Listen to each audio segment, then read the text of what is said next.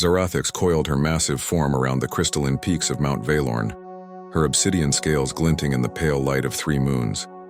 For 7 centuries she had Shohu this mountain, watching civilizations rise and crumble like sandcastles before the tide. The Velkari had sent their best warriors. The Thoraxians had deployed their plasma cannons.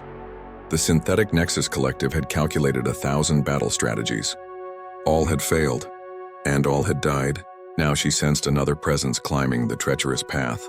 Her thermal receptors detected the heat signature of a single being, small, fragile, burning with the peculiar warmth of mammalian blood. Another fool seeking glory, no doubt. Another name to add to the mountain of corpses that decorated her lair. But this heat signature was different.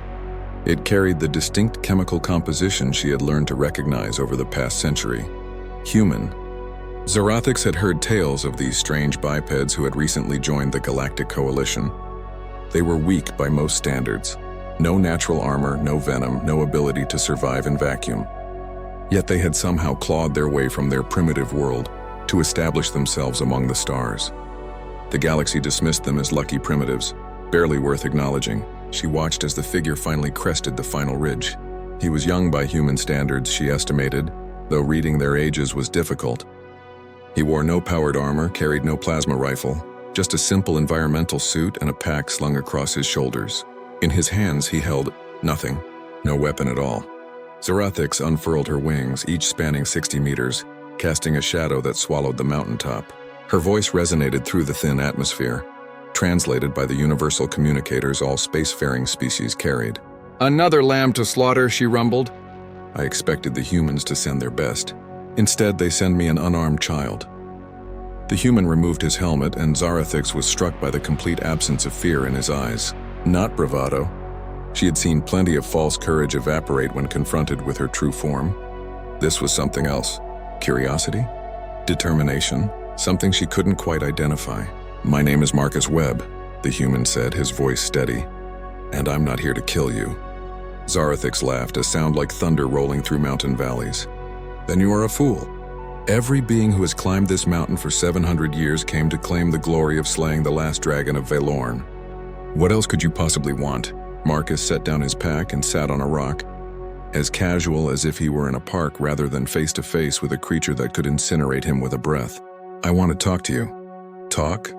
The concept was so absurd that Zarathix's second eyelid flickered in confusion.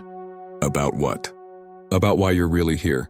About why a being with your intelligence and power wastes centuries sitting on a mountain killing anyone who approaches. About what you're actually guarding."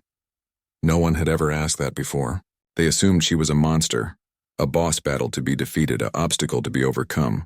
None had considered she might have a reason, a purpose, a story.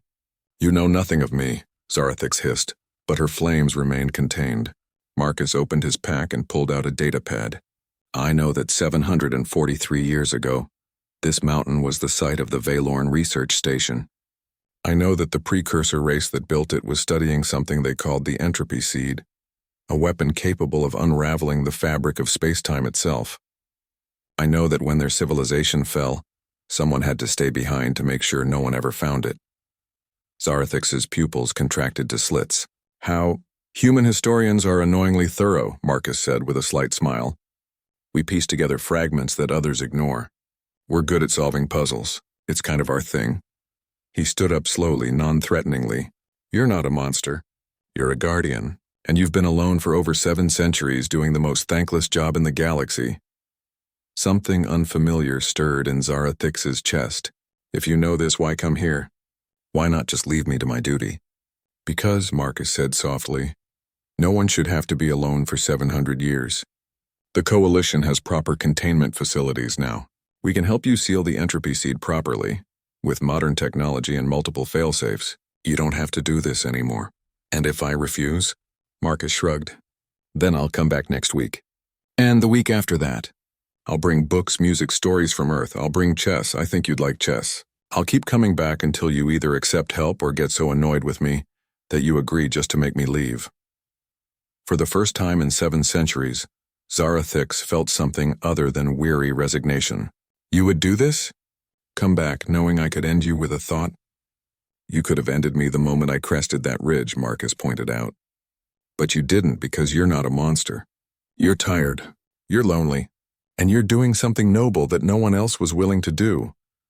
Zarathix was silent for a long moment, her ancient mind processing this impossible situation. Finally, she lowered her massive head until one golden eye was level with the small human. Your species is very strange, Marcus Webb. Yeah, he agreed, smiling. We get that a lot, so can I tell the Coalition you're willing to at least discuss a relief plan? On one condition. Name it. You must explain this chess game you mentioned. It has been a very long time since I have had a worthy intellectual challenge. Marcus laughed, a warm, genuine sound that echoed off the mountains. Deal. Though I should warn you, I'm pretty terrible at it. You'll probably beat me in 3 moves.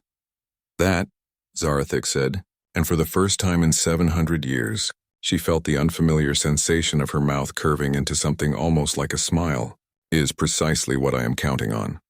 As they sat together on that ancient mountain, a dragon and a human sharing a conversation instead of a battle, the galaxy spun on, unaware that something far more powerful than any weapon had just been deployed. Compassion.